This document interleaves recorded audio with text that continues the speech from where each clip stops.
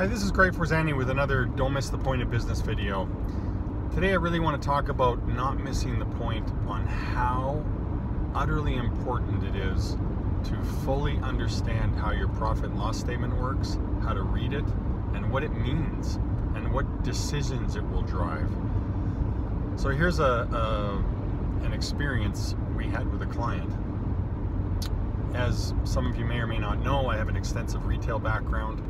So one of our clients heard this and wanted to have a meeting or a session and ask a bunch of retail questions because they own a retail business.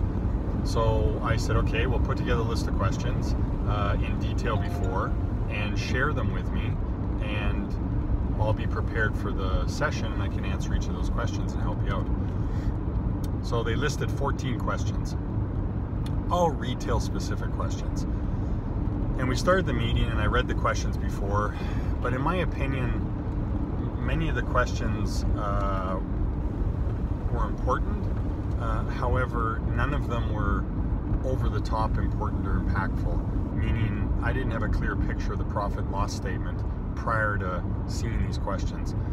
So we started the call, and before we got to the questions, I said, if you don't mind me asking, I said, I want to ask you a few questions to get a clearer picture of your business before I answer these questions, because as I answer these questions, I want to relate them back to your business, your profit and loss statement.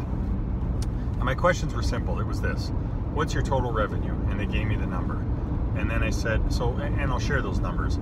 That number was $600,000 per year. I said, okay, what's your rent?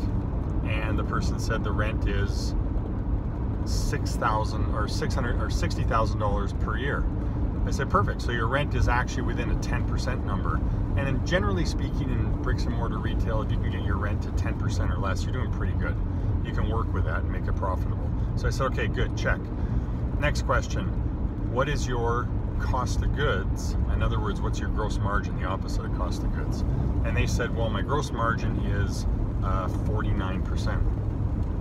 So, no, sorry, 45%. So I said, okay, great. So now we know cost of goods is 55% because gross margin is 45% and your rent's at 10% roughly.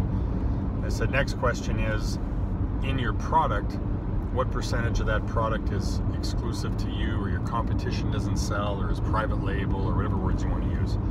And they said roughly half. I said, oh, so half the product you're selling nobody else carries anywhere around you. Yep, exactly. Okay, perfect. In fact, this person brought that product in from the US, so nobody carried it in Canada. So I said, okay, last question: what's your wages as a percentage of revenue? And he said, I don't know the percent, but he gave me the dollar amount, and basically it added up to wages were 20% of revenue. I said, okay, well, with all due respect to your 14 questions, before I answer your questions, here's some advice on how to make your business more profitable.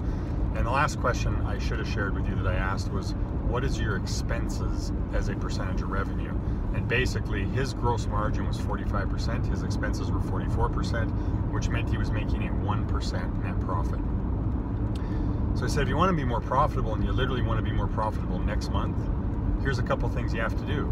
Number one, on the half of the product that nobody else carries, increase your gross margin by 5%. That'll change your overall gross margin by 2.5% because it's half your product. That'll take you from 1% to 3.5% profit next month, next week if you change it now. Great. Number two, you're spending 20% of your revenue on wages. You're in a retail store. Why are you spending so much? And his answer was, well, in case it gets busy.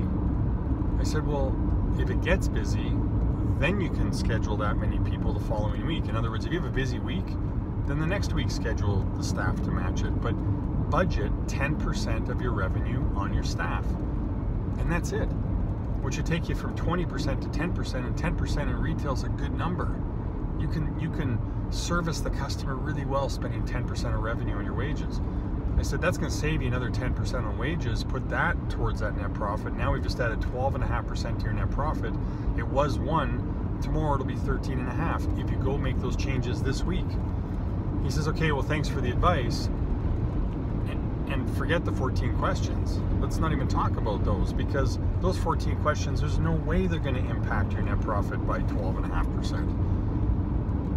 So again, don't miss the point of business. You know, take a step back, understand your P&L inside and out, understand what every number means, and if you don't, get another set of eyes on it that do, so you can make the right decision.